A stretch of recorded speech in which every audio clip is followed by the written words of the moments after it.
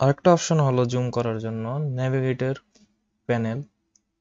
Navigator প্যানেলে সাধারণত hide করা থাকে, তাই নেভিগেটর প্যানেলে যাওয়ার জন্য উইন্ডো থেকে নেভিগেটর ক্লিক করতে হবে।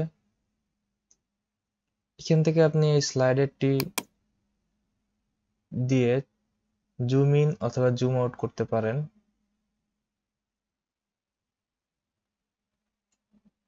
দেখতে পাচ্ছেন এখানে একটি স্কোয়ার তৈরি হয়েছে। এই স্কোয়ার দিয়ে আপনি ইমেজের কোথায় জুম ইন করবেন অথবা কোথায় জুম আউট করবেন সেটা সিলেক্ট করতে পারেন। এটা মুভ করে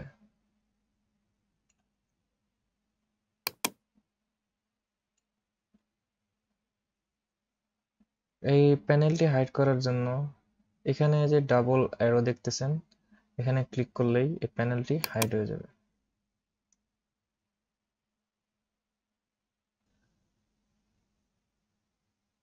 তো এখন দেখা যাক আমরা মাল্টিপল ইমেজ কিভাবে জুম ইন জুম আউট করতে পারি। তো এখান থেকে অ্যারেঞ্জ থেকে টু অফ ভার্টিক্যালস সিলেক্ট করুন।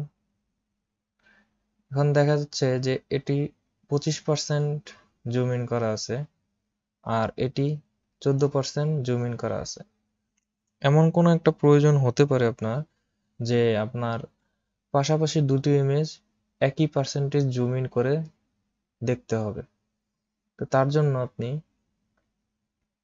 এখানে জুম ইন অল উইন্ডোজ অথবা উইন্ডোজ থেকে অ্যারেঞ্জ ম্যাচ জুম ক্লিক করলেই দেখতে পারবেন দুটি জুম ইন স্কেল এক হয়ে গেছে। তো যেই উইন্ডোজটি সিলেক্ট করা ছিল সেই উইন্ডো অনুযায়ী অন্যটির জুম ইন পার্সেন্টেজ চেঞ্জ হয়েছে।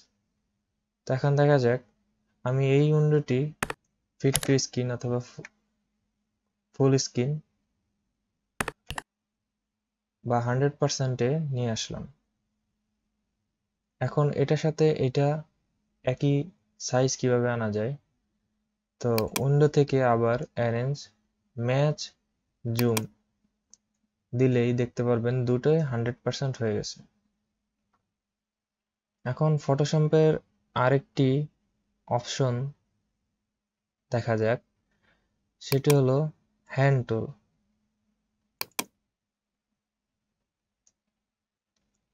হ্যান্ড টুল দিয়ে আপনি যে কোনো অবস্থায় ইমেজ প্যান করতে পারবেন। প্যান মানে সরাতে পারবেন অথবা যে কোনো জায়গায় সিলেক্ট করতে পারবেন, মুভ করতে পারবেন। ফটোশপের আরেকটি বিষয় হলো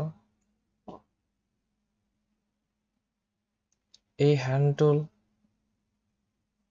যে অবস্থায় জুম ইন করা আছে এই অবস্থায় একই সাথে দুটি উইন্ডোজই চেঞ্জ করতে পারবেন। তার জন্য স্ক্রল অল উইন্ডোজ সিলেক্ট করতে হবে। এখন দেখতে পারবেন যে আমাদের দুটো উইন্ডোজই একই সাথে চেঞ্জ হচ্ছে।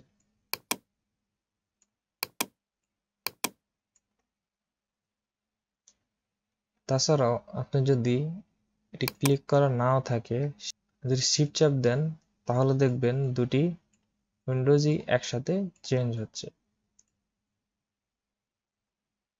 হ্যান্ড টুলের কিবোর্ড শর্টকাটটি হচ্ছে এইচ।